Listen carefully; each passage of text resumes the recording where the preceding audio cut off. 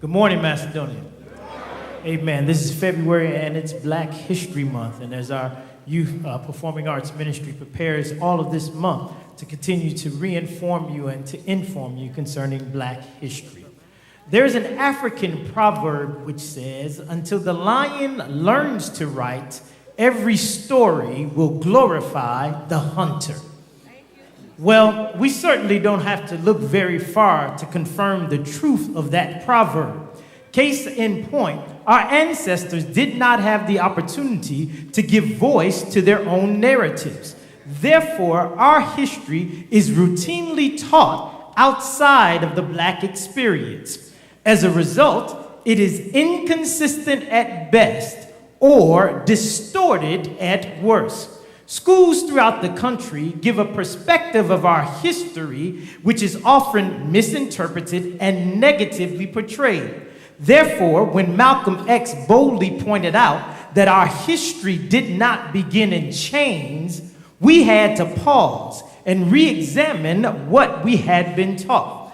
Rather than view Africa as a backward continent, we discovered that our African ancestors mapped, calculated, and erected some of the greatest monuments ever. Structures such as the pyramids, the Sphinx, the obelisk, after which the Washington Monument is modeled. We found out that our ancestors were literally the lifeblood of some of history's greatest discoveries. Calculus, trigonometry, geometry, all trace their origins back to African scholars. Yet our schools normally begin the story of Black history, our history, in chains. So, through today's presentation of Profiles in Courage, the Youth Drama Ministry will help us step back, widen our historical lenses, and gain a broader view of the real history of our people. When Carter G. Woodson created Negro History Week back in 1926, his goal was to teach children and adults the proud history and tradition of our people. He once wrote, "If a race has no history, if it has no worthwhile tradition, it becomes a negligible factor in the thought of the world, and it stands in danger of being exterminated.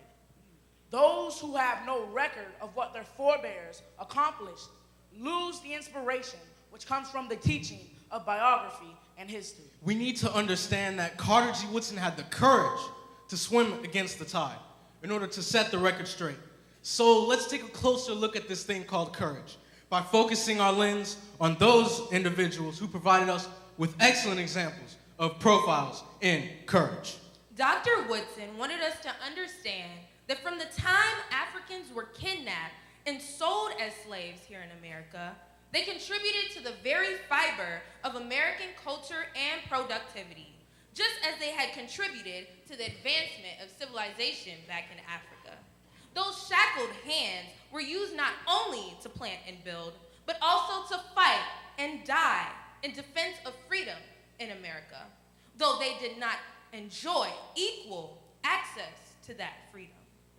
An examination of our history clearly confirms that those same shackled hands were used to advance America's standing in the world.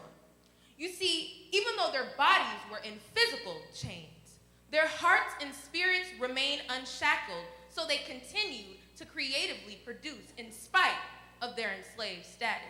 The late, great poet, Dr. Maya Angelou, said, "Courage is the most important of all the virtues. You see, because without courage, you can't practice any other virtue consistently. You can't be consistently kind, or fair, or humane, or generous. No, not without courage." Courage strengthens our lives, and without it, a person is spiritually weakened. Courage is action in the face of fear. It is standing up for what you believe in, even when you're standing alone. The late Nelson Mandela, president of South Africa, said, "Courage is not the absence of fear, but the triumph over it. The brave man is not he who does not fear, but he who conquers that fear." It took courage to stand up to the slave masters who were armed with guns and who also had the backing of the government to enslave. Yet our ancestors were a courageous people. Let's focus in a little closer on Harriet Tubman, also known as Black Moses. Though she had finally gained her freedom, she risked it all by helping the others go back to gain theirs. It took courage to organize the Underground Railroad. I was the conductor of the Underground Railroad for 8 years, and I can say what most conductors can't say. I never ran my train off the track, and I never lost a passenger. Harriet Tubman was a courageous woman. Can you imagine being among the first to risk integrating segregated schools in racially charged Arkansas? Well, even though they were just teenagers, the Little Rock Nine conquered their fears by standing up for what they believed in. Now, that required a lot of courage for both the students and their parents. It took that same kind of courage many years later to leave the comforts of home and board a bus to the deep South in order to organize protest against segregation. Oh yes, the Freedom Riders were courageous young people. So the list goes on and on, even through 2018, because Jim Crow no longer wears a hood. Oh no, he merely morphed into James Crow III, Esquire, and proudly waved the flag as his banner. You see, the fight continues because the struggle is real. Yet, because we are followers of Christ, we refuse to give in to hate. And that's so true. As you can see, the years have evolved, but the need for courage has remained the exact same. We choose to forgive and educate and press on towards the high calling of God. We choose to take on a resolve of hope and not hate. But it doesn't stop there. We must stay on the battlefield with a resolve to resist, a resolve which begins in the heart and develops into a made-up mind, which is transformed into a can-do attitude, indeed a must-do attitude that takes us beyond our comfort zone. When President Barack Obama was given the John F. Kennedy Courage Award in 2017, he stated that courage, true courage, derives from the sense of who we are, what are our best selves, and the belief that we can dig deep and do hard things for the enduring benefit of others. Courage inspires hope, which compels us to risk all for the good of others. That same courage which burned in the hearts of our ancestors centuries ago and still burns in our hearts today because God is on our side.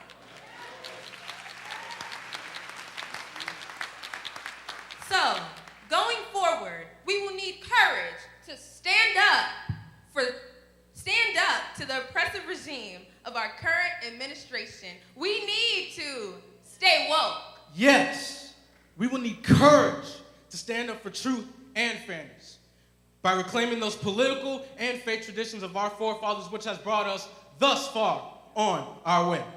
Indeed, courage to grab hold of that beacon of light that has been passed on to us in order to foster a spirit of reconciliation and a spirit of healing. Then we too can take our place in history by carrying on the work of those courageous men and women included in that great cloud of witnesses who are cheering us to stand true to our God, true to our native land.